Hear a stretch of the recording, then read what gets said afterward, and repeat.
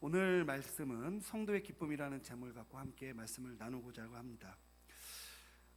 성도의 기쁨이다라고 제가 제목을 붙였지만 사실은 기쁨에 대한 초대장이라고 우리가 볼 수 있겠습니다. 우리 전체적인 사람들을, 우리 한국 사람들 전체 살펴볼 때 기쁘고 싶지 않은 사람이 딱 한 부류가 있고 나머지는 다 기쁘길 원하죠. 이런 기쁘지 않고 싶은 사람은 누굴까요? 여러분 집에 있는 사춘기 소녀들입니다. 걔네들은 아무리 좋은 것을 줘도 기쁘지 않아요. 그것이 사명이고 그것이 그들의 달려갈 길인 것 같습니다. 그러다가 어느 순간에 별일이 아닌 것을 가지고 굉장히 기뻐하고 다시 정상인이 되는 그런 하나님의 오묘함이 있는데, 그 외를 제외하고는 우리가 어떠한 처지에 있든 어떠한 상황에 있든 모두 다 기쁘다, 그 기쁨의 일에 함께 참여하고 싶은 것이 맞습니다. 오늘 17절 말씀에 보면 사도 바울이 이렇게 말씀을 시작을 합니다. 나를 전제로 드릴지라도. 여러분, 이 표현이 있잖아요. 전제를 드린다라는 말이 무슨 말인지 이해를 못하면은 정확하게 이해할 수가 없는데, 전제라는 것은 하나님 앞에 자원으로 드리는 모든 예배, 제사, 구약시대의 제사에서 맨 마지막에 부어서 드리는 예배를 얘기하는 거예요. 그러니까 쉽게 말하면 전제로 드린다라는 것은 모든 예배가 마칠 때에 마지막으로 부어서 그 예배를 마무리하는, 그러니까 소위 말하면 완결과 모든 것이 종결되는 것을 이야기합니다. 그러면 사도 바울이 17절에서 나를 전제로 드린다라는 말은 그냥 전제를 드려? 뭘 전제한다는 거야? 이렇게 생각이 들 수 있지만, 그 말의 깊은 의미는 나의 모든 것을 쏟아 부어서 이제 모든 일을 뭐한다? 마무리한다라는 의미예요. 여러분, 사실은 분위기를 보면 어떤 분위기냐면 굉장히 비장한 분위기죠. 사실 이렇게 읽어야 됩니다. 만일 너희의 믿음의 재물과 섬김 위에 내가 나를 전제로 드릴지라도. 그러니까 자신의 모든 생명을 다 부어서 너희의 믿음의 재물과 예배, 섬김이죠. 그 예배를 마무리하겠다라는 그런 비장함이 있는 성경 구절인데, 그럼에도 불구하고 오늘 성경 말씀을 읽어보니까 기쁨이라는 단어가 무려 4번이나 등장합니다. 우리 성경 말씀을 한번 다시 볼게요. 17절부터 쭉 보면은 이렇게 됩니다. 내가 나를 전제로 드릴지라도 나는 어떻게 하고? 기뻐하고. 자, 첫 번째. 두 번째, 너희 무리와 함께 어떻게 한다? 기뻐한다. 벌써 2번 나왔죠. 자, 그리고 이와 같이 너희도 뭐하고? 기뻐하고. 마지막으로 나와 함께 뭐하라? 기뻐하라. 여러분, 사도 바울이 이 말씀을 열면서 분위기 확 잡았어요. 전제를 드린다라는 거죠. 전제를 드린다라는 말은 모든 걸 쏟아붓는다는 거예요. 그런데 앞에서 한 이야기와 다르게 뒤 있는 부분에 대한 이야기는 기뻐한다는 겁니다. 여러분, 기쁨이라는 거, 여러분 언제 기쁨을 많이 느끼세요? 맛난 거 먹을 때. 야, 설마 그리스도를 위해 채찍을 맞을 때? 설마 예수님 때문에 막 가서 침뱉음 당하고 모욕을 당할 때 여러분 기쁨을 느끼세요? 그런 일도 거의 없지만 우리 사회에서 사실은 매 맞고 모욕당하고 기분 나쁜 일 당하면 기분 나쁘고 기분 상하고 슬프고 내가 왜 이러야 되냐 생각이 들잖아요. 사실 예수 믿는 이유 중에 하나가 뭐예요? 복 받는 거 아닙니까? 복 받으려고 예수 믿었는데 예수님 믿으니까 더 힘든 일이 생기고, 내가 예수 믿고 잘 바르게 해보려고 하니까 반대가 심하고, 내가 더 예수님 믿고 더 어떤 것을 확신하게 해보려고 해보니까 주변 사람들이 그런 게 아니라고 오히려 방해하는 것처럼 느껴지는 것이 우리의 신앙의 삶이에요. 우리가 추구하는 복, 우리가 받고 누리고 싶은 그 기쁨, 그것과 약간 다르지 않습니까? 사실은 우리가 기쁨 그러면은 가장 중요한 기쁨 중에 하나가 먹는 기쁨이죠. 제가 이번 주에 물회를 먹었거든요. 밖에서 너 죽어라 하고 막 햇빛이 막 비치는데 제가 창문을 보면서 물회를 여기가 천국인가 싶더라고요. 여러분, 냉면 아주 더운데 시원한 거, 우리 이런 거 먹으면, 그죠? 또 이열치열이라 그래서 또 예를 들면 뭐 따뜻한 거, 갈비탕 먹으면 마음이 후련하고 기쁨을 누리게 되죠. 또 하나, 배움의 기쁨. 내가 이전에는 잘 몰랐는데 이제 한글을 배우고 글을 읽게 되고, 혹은 내가 학교에서 무엇인가를 배울 때 많은 사람들이 기쁨을 느끼게 되죠. 사실 이런 기쁨들을 누리기 위해서 우리가 노력하고, 이런 기쁨들이 우리 삶의 목표이기 때문에 사실은 많은 분들이 예수를 믿음에도 불구하고 그런 기쁨을 누리기 위해서 노력하고 추구한다는 거예요. 우리가 그것에 대한 대표적인 말이 뭐냐면 예수 믿고 복 받으세요라는 말이에요.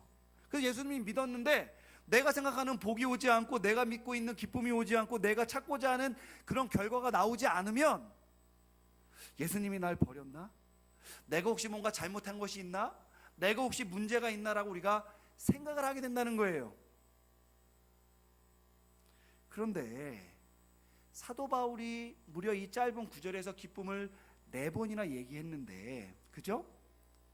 그럼 우리가 기쁨을 누려야 되고 기쁨의 소유자가 되어야 되고 그 기쁨이 나의 것이 되어야 될 것은 분명히 맞는데, 한 가지 이상한 점이 있다는 겁니다. 그게 뭐냐면, 사도 바울이 지금 자신의 모든 것을 들여서 성도들을 섬기길 원하고 하고 싶은 거 하는 거니까 기쁘겠어요? 안 기쁘겠어요?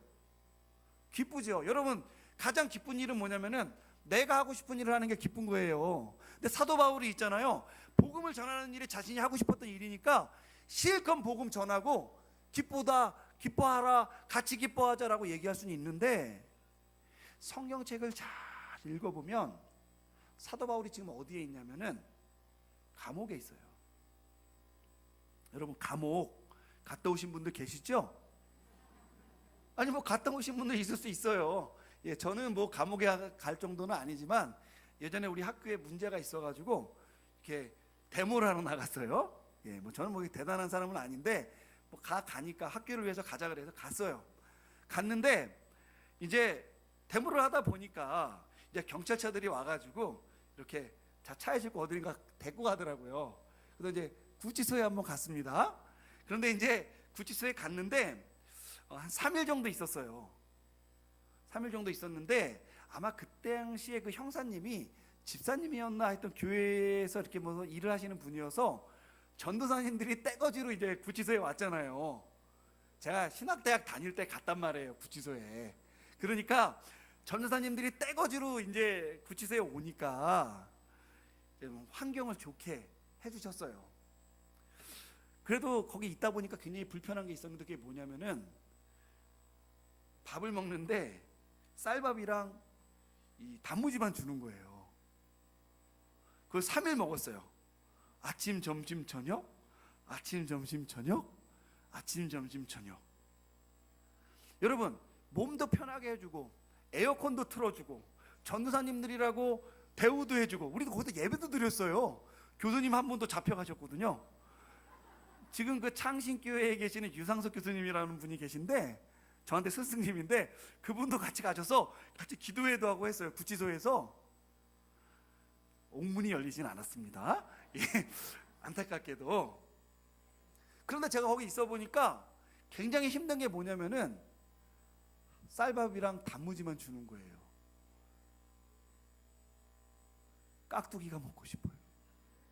깍두기, 그 매콤한 깍두기, 단무지처럼 네모나게 생겼지만 전혀 다른 맛의 그 깍두기, 너무 힘들더라고요. 그래서 제가 거기서 이제 나와가지고 교회에 이제 갔는데 가자마자 깍두기를 먹었어요.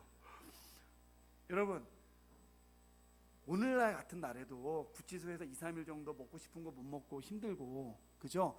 여러분, 여기서 7, 80년대에 우리나라의 민주화를 위해서 투쟁하셨던 분들도 계실 거고, 사업을 열심히 주님 안에서 했지만 원하지 않을 때 IMF 때 부도나고 어려워가지고 어쩔 수 없이 그런 경험을 하신 분들 있을 줄 압니다. 저희 아버지도 사업을 크게 하셨는데 IMF 때 어려웠어요. 뭐 여러 가지 주변의 성도들의 도움으로 구치소까지는 가지 않으셨지만 그 당시에 많은 분들이 성실하고 정직하게 했지만, 내가 원치 않지만, 내가 의도한 건 아니지만 그런 일을 경험한 분들이 있어요. 아마 그래서 얘기해 보면은 그 기억이 별로 안 좋아. 요즘도 그렇게 안 좋잖아요. 그래도 요즘은 인권들이라는 것도 있고 언론 매체가 많이 발전해가지고 사람들을 많이 이렇게 보호해주고 이렇게 해주는데, 여러분 사도 바울이 감옥에 갔을 때는 어땠을 때일 것 같아요? 감옥에서 어떻게 되든 아무도 기억 못해요. 게다가 사도 바울은 유대인이었잖아요. 그는 로마 시민권이 있었지만 외모는 유대인이었어요. 그러니까 로마 사람들이 사도 바울을 감옥에 가둬놓고 있잖아요.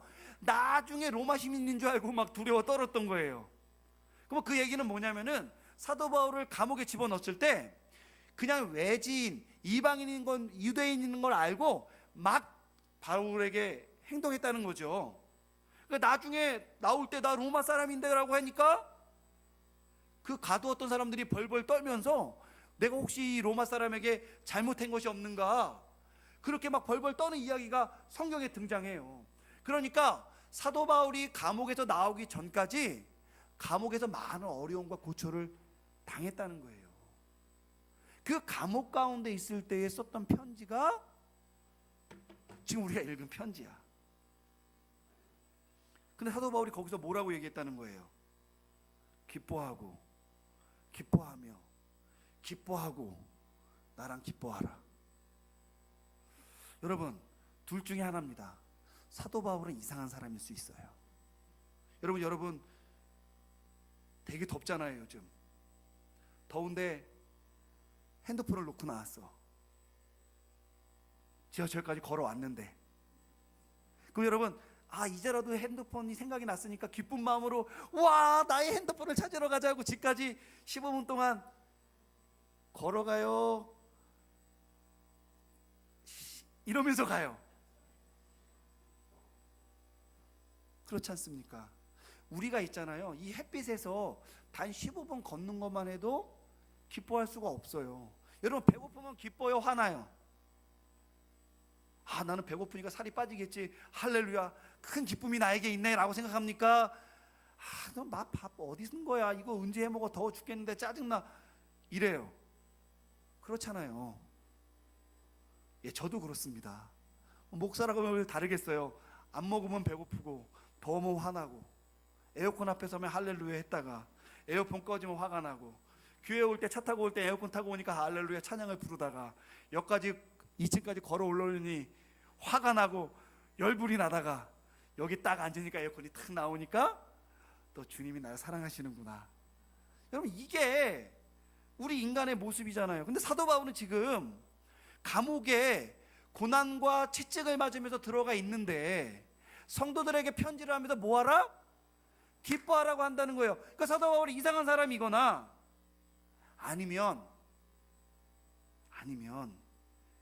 우리가 마땅히 누려야 되는 기쁨인데 아직 발견하지 못한 그 기쁨을 갖고 있거나, 그래서 그 기쁨을 함께 누리자고 뭐라고 얘기했냐? 함께 기뻐하자라고 이야기했거나. 사도 바울은 오직 복음을 위해 살아가신 분이고 우리가 성경을 통해 볼 때 이상한 분은 절대 아니었습니다. 사도 바울은 복음을 전하다가 돌을 맞아 죽기까지 큰 고난을 당했고 매를 맞고 바다에 던짐을 당했지만 그 자체를 기뻐했던 분은 아니세요. 그죠? 그분은 매 맞는 것이 즐겁고 무시당하는 것이 즐겁고 고통당하는 것이 즐거워서 일부러 나를 매 때려주세요 라고 했던 분은 아닙니다. 그러나 동일한 일에 대해서 큰 기쁨을 누리고 동일한 일에 대해서 그가 기뻐할 수 있다라고 고백했던 그런 진정한 기쁨의 소유자였다라는 것을 우리가 성경을 통해 알 수 있는데, 그 기쁨이 바로 오늘 읽은 그 말씀 안에 담겨져 있는 거예요. 그러니까 우리가 오늘 말씀을 깊이 살펴보고 상고함으로써 우리도 그 기쁨을 캐내어서 사도 바울이 함께 기뻐하자라는 그 기쁨에 동참할 수 있는 주인공이 되는 것이 오늘 여러분들이 이 자리에 나와 있는 그 이유이고, 하나님이 우리에게 이 자리에 올 수 있도록 해주신 그 이유라는 것을 꼭 기억하셔야 합니다. 오늘 사도 바울이 17절에 보면 자신이 왜 기쁨을 누리는지를 이야기한 다음에 18절에 보니까 그 기쁨의 이유를 함께 나누며 나와 함께 기뻐하자라고 권면을 합니다. 제가 한번 빠르게 한번 읽어볼게요. 다시 한번. 만일 너희의 믿음의 재물과 섬김 위에 내가 나를 전제로 드릴지라도 나는 기뻐하고 너희와 함께 기뻐하리니 이와 같이 너희도 기뻐하고 나와 함께 기뻐하라. 여러분, 이 성경 구절에 기쁨이라는 단어가 많이 나온 것도 굉장히 흥미롭지만 사실은 가장 중요한 성경 구절은 18절에 있는 말씀이에요. 우리 한번 합독해 보겠습니다. 이와 같이 너희도 기뻐하고 나와 함께 기뻐하라. 여러분, 사도 바울은 기쁠 수 있어요. 왜? 내가 하고 싶은 일 하고 있으니까. 매를 맞든 감옥에 가든 그 어떤 일을 당하든 내가 하고 싶은 일 하니까 어때요? 기뻐요. 여러분, 우리 지금 단기 선교도 많이 가고 여름 사역도 많이 하잖아. 여러분 많이 봉사하고 힘들게 수고하고 있지 않습니까? 하지만 기뻐서예요, 도달장에 끌려가는 심정으로 하고 있어요? 기쁘지 않아요. 그 일을 시작하기 전에는 짜증도 나고 왜 나만 이 일을 해야 되나 이렇게 분노가 있을 수 있지만 내가 아이들이 변하는 걸 보고 사람들이 복음을 받아들이는 걸 보고 함께 하나 되는 것을 보면서 우리가 기뻐요, 안 기뻐요? 기쁘잖아요. 그러니까 올해도 하고 내년도 하고 10년 후에도 하고 20년 후에도 할 거 아닙니까? 그건 아닙니까? 여러분, 그런데 사도 바울이 자신이 그런 고난 가운데서 어떤 기쁨을 누렸는지 모르겠는데 나와 함께 기뻐하자라고 얘기하잖아요. 여러분, 이 얘기가 진정한 기쁨을 누리지 못한 사람은 할 수 있는 말이 아니라는 거예요. 여러분, 이 기쁨, 고난 가운데서 느낄 수 있는 그 기쁨, 역경 가운데서도 느낄 수 있는 기쁨, 나는 뭔가 잘 되고 복받길 원하지만 그렇지 못한 가운데서도 누릴 수 있는 그 기쁨의 실체가 뭐냐? 오늘 사도 바울이 바로 그것을 가르치고 있는데 그 말이 여기에 담겨져 있어요. 우리가 읽은 18절 말씀에 보니까 이런 말씀이 있죠. 따라해 볼까요? 이와 같이. 이와 같이. 여러분, 이와 같이라는 말에 비밀이 들어있는 겁니다. 여러분, 사도 바울이 우리에게 함께 기뻐하자고 얘기했을 때 우리한테 목사가 되라고 얘기했나요? 아니면 사도 바울처럼 모든 것을 버리고 같이 복음을 전도하라고 가라고 얘기했나요?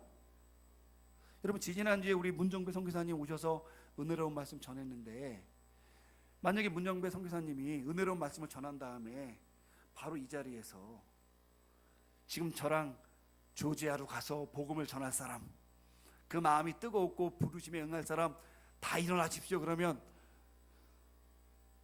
엎드리는 사람이 많을까요? 헐떡 일어난 사람이 많았을까요? 저 같으면 엎드렸을 겁니다. 문정배 목사님이 저 대학교 선배신데 인사도 안 하고 아마 뒷문으로 나가실 가능성이 커요. 제가 기도도 하고 헌금도 하고 또 선교사도 보내고 선교비도 보낼 거예요. 그렇죠? 여러분들 그렇게 선교 헌금하고 다 하지 않습니까? 그런데 같이 모두 재산을 팔아서 조지아로 가자 그러면 글쎄 미국이나 뭐 영국 이런 데 좋은 데 가자 그러면 내가 혹시 따라갈지 모르겠지만 그 얼음밖에 없던데 거기 가기 쉽지 않을 거예요. 여러분, 사도 바울께서 감옥에 있으면서 나처럼 감옥에 가서 복음을 전해야 된다, 그죠? 나처럼 채찍에 맞아야 된다, 나처럼 고난을 당해야 된다, 거기에만 기쁨이 있다라고 얘기했다면 이 중에 우리가 누가 기쁨을 누릴 수 있는 사람이 될 수 있을까요? 그렇죠? 목사가 돼야만 기쁨이 있고 사도가 돼야만 기쁨이 있다고 사도 바울이 얘기했어요? 그렇게 얘기하지 않았나요? 그렇게 얘기하지 않았어요. 사도 바울은 자신이 목회자요 사도로서 성도들을 섬기고 성도들을 위해 자신의 모든 것을 들여서 그들에게 다 나누어주는 기쁨을 누리고 그것이 진정한 기쁨이라는 걸 알았지만 성도들에게 이야기할 때는 있잖아요. 너도 목사가 돼야 된다, 너도 모든 것을 버려야 된다, 너도 모든 것을 다 내놓아야 된다 얘기하지 않고 단지 이렇게만 얘기했어요. 이와 같이 나와 함께 기뻐하라고 얘기한 겁니다. 여러분, 이와 같이라는 말은 있잖아요. 우리 주보에 제가 설명을 써놨어요. 자, 우리 한번 주보 잘 보지 않게 되는데 우리 주보 이면을 한번 보세요. 두 번째 쪽 중간에 발견하셨나요? 자, 여기 보면 이와 같이라는 표현이 있는데, 자, 한번 제가 읽어보겠습니다. 이와 같이에 대한 원문을 직역하면, 그리고 나서 옆에 원문 옆에 괄호치고 뭐가 있는 거 보셨어요? 꼬부란 글씨? 여러분, 이거는 영어가 아닙니다. 이거는 헬라어예요. 무슨 어? 성경이 원래 기록된 언어예요. 저한테 헬라어를 배우신 분들도 두 분 계세요, 우리 교회에, 학교에서. 그러나 잘 기억을 못하실 거라고 생각을 합니다. 그래도 한번 따라 읽어볼게요. 우리가 그래도 교회 다닌 지 한 30년 됐는데 헬라어 한번 읽어봐야죠. 자, 한번 따라 읽어보겠습니다. 또, 대, 아웃도. 다시 한번. 또, 대, 아웃도. 여러분, 요게 우리말로 이와 같이라고 번역된 말이에요. 근데 요거를 문자적으로 번역하면은 의미는 똑같은데 약간 표현이 다릅니다. 어떻게 되냐면 거기 나온 그대로 그러니 그 동일한 일에 있어서라는 표현이에요. 자, 이와 같이라는 말이 사실은 똑같은 말이잖아요, 그죠? 그런데 더 정확하게 설명을 하자면 그러니 그 동일한 일에 있어서라는 얘기예요. 여러분, 그 동일한 일이라는 건 뭐예요? 사도 바울이 기쁨을 누리게 된 이유가 있을 거 아니에요. 그 이유가 우리에게도 동일한 일에 있어서 우리도 뭐가 돼야 된다? 기쁨이 돼야 된다는 거예요. 자, 그럼 우리가 오해라면 이렇게 이해할 수가 있을 거예요. 사도 바울과 동일한 일, 목사가 되는 일. 사도 바울과 동일한 일, 모든 것을 팔아 선교사로 나가는 일. 사도 바울과 동일한 일, 우리도 감옥에 가는 일. 그런데 사도 바울이 만약 그걸 원했으면 성경에 목사가 되라라고 얘기했겠죠. 성경에 감옥에 가라라고 얘기했겠죠. 성경에 나처럼 매를 맞으라고 얘기했을 거예요. 사도 바울은 굉장히 분명하신 성격이에요. 그런데 그렇게 이야기하지 않고 뭐라고 얘기했냐면 그냥 이와 같이 나와 함께 기뻐하라라고 얘기한 겁니다. 여러분, 그 이와 같이라는 말은 무엇을 의미하는 것이냐? 바로 17절에 있는 그 내용을 이야기하는 겁니다. 여러분, 17절에 사도 바울이 뭐라고 얘기했냐면 나를 전제로 드릴지라도 라고 얘기했어요. 여러분, 전제를 드린다라는 말은 아까 제가 설명했듯이 자신의 모든 것을 드려서 지금까지 우리가 준비했던 모든 일을 마무리하는 것을 이야기하는 거예요.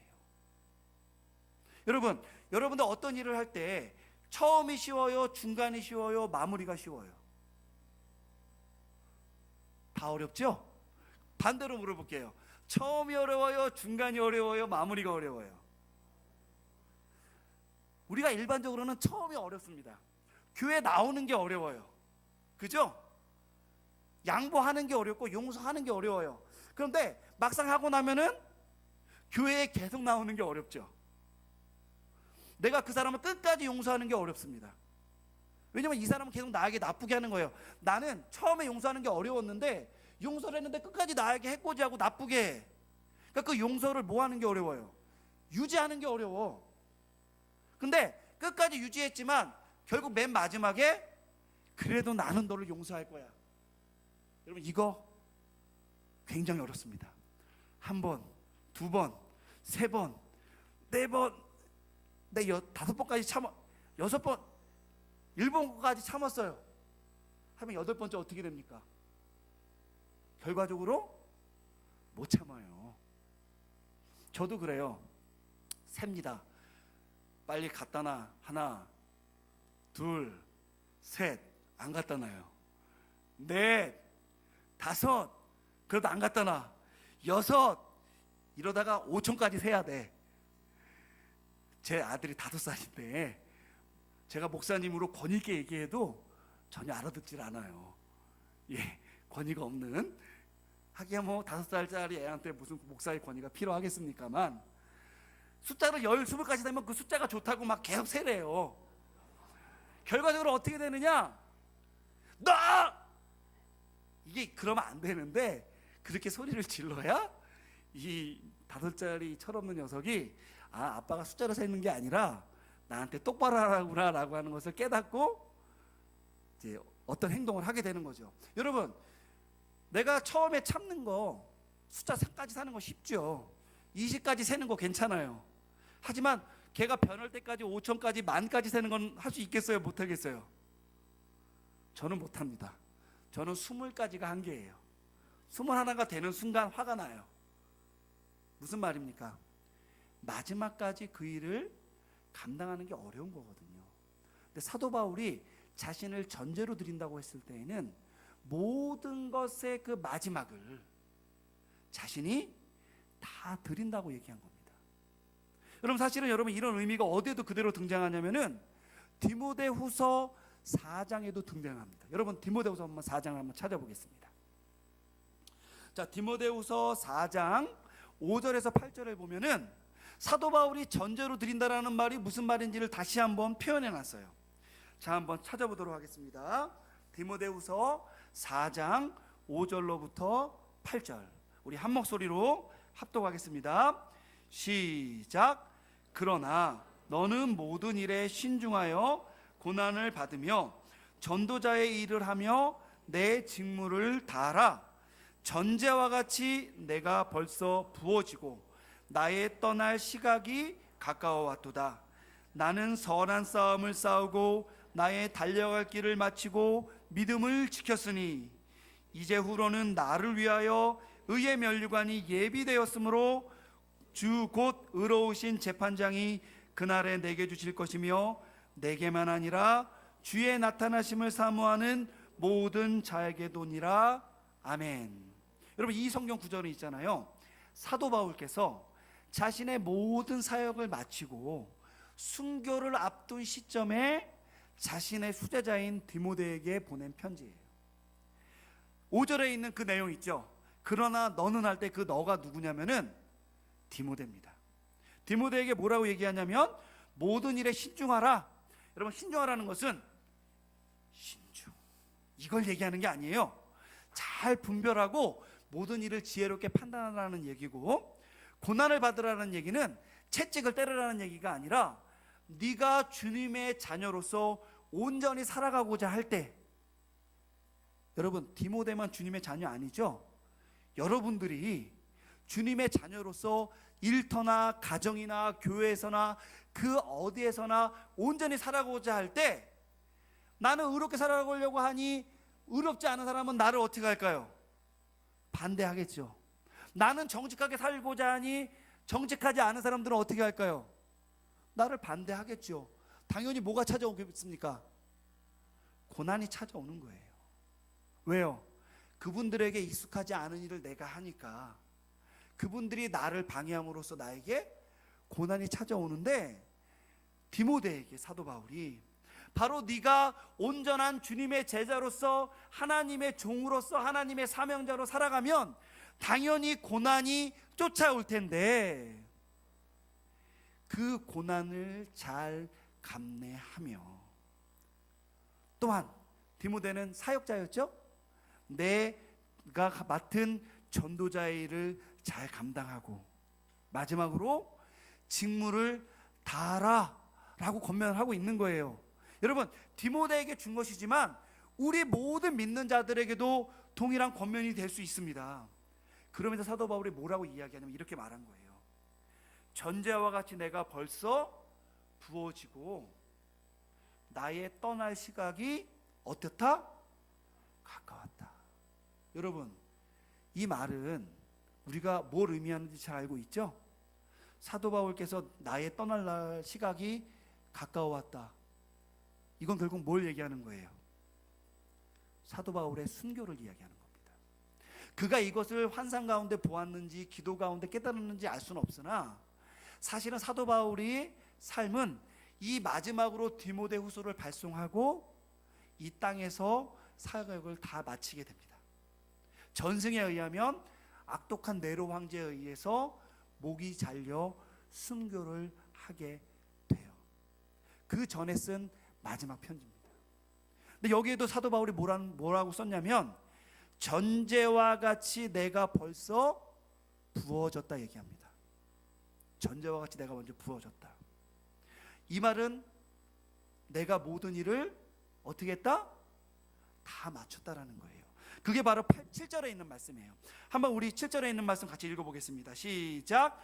나는 선한 싸움을 싸우고 나의 달려갈 길을 마치고 믿음을 지켰으니 이제는 하나님의 부르심을 따라가는 일 외에는 나에게 남은 일이 없다는 거예요. 여러분, 사도 바울이 어떠한 삶을 살았는지 우리는 마무리가 어렵다는 거 잘 알고 있지 않습니까? 근데 사도 바울의 그 마지막의 마무리는 전제와 같이 모든 것을 다 쏟아부은 그런 마지막의 삶의 모습을 보여주고 있는 거예요. 근데 여러분, 희한한 게 뭐냐면 이 표현을 자신의 생명의 마지막 자리에서나 우리가 고백할 수 있는 이 표현을 사도 바울이 어디서도 이야기하고 있냐면 빌립보서에서도 이야기하고 있다는 거예요. 여러분, 빌립보서는 있잖아요, 사도 바울의 사역의 마지막 자리에서 쓴 편지가 아니에요. 그가 여전히 복음을 들고 여러 지역에 가서 복음을 전하고 있을 때, 다시 말해서 우리 원로 목사님이 모든 사역을 마치고 영광의 면류관을 쓰고 하나님의 품에 안겨서 간 그 일처럼 그 마지막에 그 영광스러운 모습에서 받은 그런 최선의 모습이 아니라 사역의 자리에서 여전히 현직의 자리에 있을 때 쓴 편지가 바로 빌립보서라는 거예요. 근데 그 빌립보에서 사도 바울이 뭐라고 얘기했냐면 내가 내 자신을 무엇으로 드릴지라도 전제로 드릴지라도 라고 얘기했다는 거예요. 마치 죽음의 자리에서 자신의 모든 사역을 마무리하는 자리에서 내가 달려갈 길을 마치고 승리의 싸움을 이기고 믿음을 지켰으니 하나님 나의 영혼을 받아주시옵소서, 나의 모든 것을 받아주심을 감사드립니다 라고 할 고백의 그 고백을 마지막 자리에서만 한 것이 아니라 삶의 자리에서 나의 순간순간마다의 자리에서도 그 고백을 드렸다라는 겁니다. 여러분, 사도 바울이 있잖아요, 우리 주보에 나온 것처럼 우리 아까 어려운 말 읽었잖아요. 헬라어. 그 동일한 일에 있어서라는 그 초청을 하잖아요. 그 일이 바로 이 일이라는 겁니다. 사도 바울이 말한 그 동일한 일, 이와 같은 일이 뭐냐면은 우리 성도들이 사도 바울처럼 채찍에 맞을 필요는 없고 사도 바울처럼 복음 때문에 감옥에 갈 필요는 없고 사도 바울처럼 목이 잘려 순교할 일은 없을지라도 복음에 반응한 사람으로서 사도 바울과 같이 하나님의 부르심을 입은 사람으로서 바울이라는 이름이 하나님의 마음과 하나님의 기억에 남아있는 것처럼 김주한, 김아무개, 최아무개, 사공아무개, 남궁아무개, 그 이름이 그 어떠한 이름이든 간에 심지어 그 이름이 없는 사람일지라도 하나님이 기억하시고 부르신 그 사람이 사도 바울이라는 그 이름에 합당한 것처럼 사도 바울이 살았듯이 우리 각자가 내 이름, 우리 각자의 이름 한번 불러봅시다. 시작. 김주한. 제 이름만 드리는 것 같아요. 다시 한번 시작. 김주한. 이거예요. 여러분, 나는 이름이 좀 이상해서 이름을 최근에 바꿨는데 괜찮아요. 바꾼 이름도 주님은 다 기억하십니다. 예, 저희 이모 성함이 오갓근이세요. 갓근. 근데 옛날에는 아마 이렇게 많은 좀 그런 일이 있어서 이름을 좀 그렇게 좀 이렇게 좀 지으셨던 것 같아요. 그 이름을 얘기하는 게 아니라 제가 이름을 바꿨다고 그런 이름을 얘기하는 게 아니라 여기에 앉아 있는 이름을 가진 우리 한 명 한 명을 하나님이 바울을 부르시듯이 사도 바울을 부르듯이 부르셨다는 거예요. 어찌 사도 바울의 부르심은 위대하고 여기 앉아있는 나를 부르신 그 하나님은 다른 분이라고 여러분 생각을 하시냐는 거예요. 아니죠. 동일한 사랑, 동일한 은혜, 동일한 권능으로 우리를 사도 바울과 같이 부르셨으나 우리 각자에게 하나님이 주신 사명이 다를 뿐이라는 거예요. 사도 바울이 얘기한 건 뭐냐면, 빌립보 교회 성도들아, 너희들은 사도도 아니고 너희들은 나처럼 복음을 전하는 자가 아니지만 너희 역시 나처럼 하나님의 부르심을 받은 자녀로서 이 자리에 앉아 예배드리는 것이 아니다라고 얘기하는 겁니다. 그러니 사도인 나만 그 기쁨을 누리는 것이 아니라 그 기쁨은 오직 하나님의 부르심에, 하나님이 주신 사명에, 하나님이 나의 이름을 부르시고 내 마음속에 주시는 그 사명과 그 소명에 응답하는 자에게 주시는 그 기쁨을 너희도 나와 같이 이와 같이 함으로써, 동일한 일에 응답함으로써 그 기쁨에 참여하는 자가 되라고 이야기하는 거예요. 그러니 사도 바울이 나는 기쁘지만 너희는 기쁘지 말라 얘기하지 않고 뭐라 말씀하신 거예요? 나와 함께 뭐하라? 기뻐하라 얘기한 겁니다. 여러분, 사도 바울의 기쁨은 누구의 기쁨이었을까요? 사도 바울 자신의 기쁨, 내가 너희를 전도했노라, 내가 석수교회를 건축했노라, 내가 우리 교회에 헌금을, 이런 기쁨일까요? 아니에요. 여러분, 사도 바울이 말한 기쁨은 단 하나죠. 그를 부르신 하나님의 소명에 따라 가장 연약한 성도부터 가장 강건하고 자랑할 만한 디모데까지 포함하여 그리스도를 알지 못했던 사람들을 그리스도를 알게 하고 그들을 바로 세우고 그들을 온전히 세우게 하는 그 일, 여러분 이 일은 있잖아요, 사도 바울의 개인적인 일일 수가 있어요. 그렇죠? 그 일에 자신을 뭐로 드렸다? 전제로 드렸다. 단지 마지막 순간에 나의 달려갈 길을 마치는 순간에 그 고백을 한 것이 아니라 여전히 지금 오늘을 살아가고 있는 그 시점에도 매 순간마다 사도 바울은 나를 전제로 드려 그 일을 온전히 감당할 수 있었기 때문에 하나님이 주시는 그 사명과 그 소명과 부르심에 온전히 반응할 수 있었기 때문에 하나님을 아는 사람만이 누릴 수 있는 그 기쁨, 예수 그리스도 안에서 승리한 자만이 누릴 수 있는 그 기쁨, 예수를 믿기 때문에 생길 수 있는 역경과 고난과 많은 환난이 있는데 그 안에서 발견할 수 있는 그 하나님이 주시는 그 기쁨,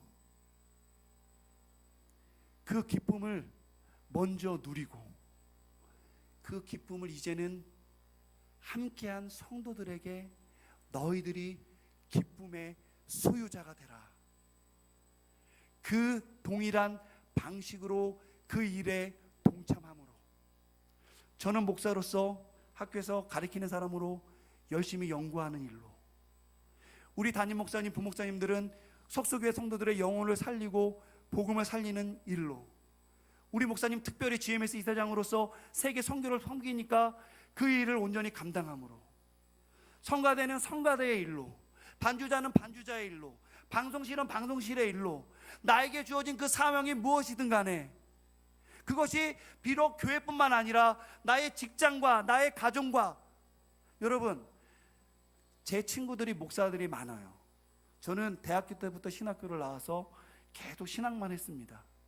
제가 야인마 하는 분이 목사님이세요.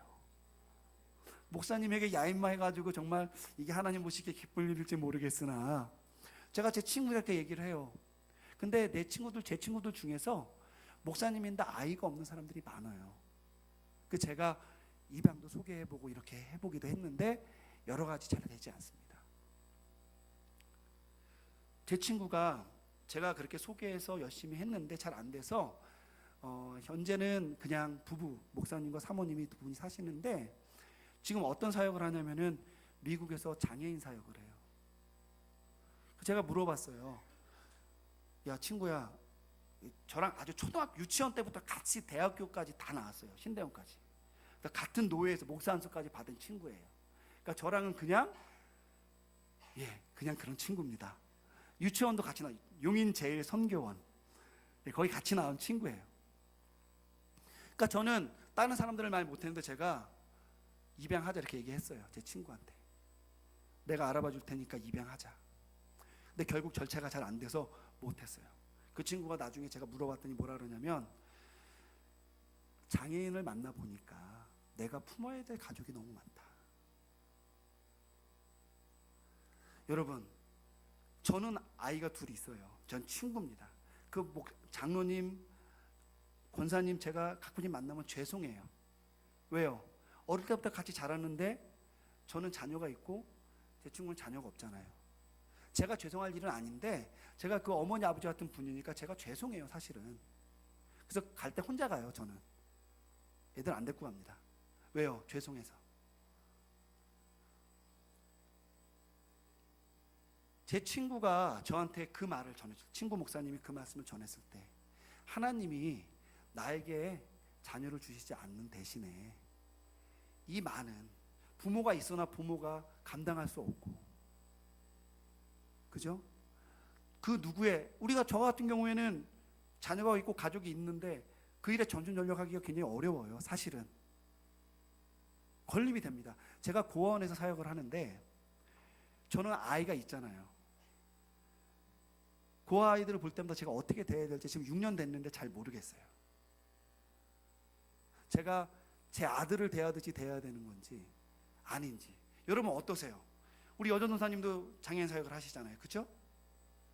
아마 그런 갈등이 있으실 겁니다. 내 아이에게 이렇게 하는데 내가 이 사람들 이렇게 못해주는 것이 혹시 내가 헌신이 덜 된 게 아닐까?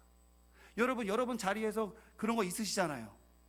그런데 제가 제 친구를 만났을 때 그 친구가 가장 아픈 부분에 대해서 뭐라고 얘기해 줬냐면, 하나님이 나를 있는 모습 그대로 부르셔서 이 사람들을 만나게 해주셨다는 거예요. 그 얘기는 뭐냐? 자녀가 있으나 없으나 이것이 나의 사명이라면 할 수 있다는 것이죠. 내가 사업이 잘 되나 안 되나, 내가 주님이 부르심이 있으면 그 길을 가면 된다는 거예요. 내가 공부를 잘하나 못하나, 내가 배우고 싶으면 배우면 된다는 거죠. 우리는 지금까지 예수 믿으면 성공해야 되고, 예수 믿으면 승리해야 되고, 예수 믿으면 머리가 돼야 된다, 이렇게만 기억하고 있는 겁니다. 사업을 하다가 망하면 교회에 못 나와요. 그게 아니죠. 하나님이 우리를 그렇게 부르신 이유가 있고, 하나님이 그 일로 인해서 다음 일을 계획하고 계신다라는 것을 깨달을 때만이 나의 주어진 그 모든 상황이 사도 바울이 말씀하신 바 기쁨이 될 수 있다는 걸 여러분 기억하셔야 됩니다.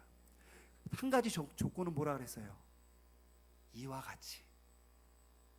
여러분, 그냥 우리가 세상 사람을 말하듯이 이 또한 지나가리라, 15일만 지나면 가을이 오리라, 이거 돈 문제 도망갔다가 숨어 있으면 다 잊혀지리라, 우리는 그런 거 아니에요.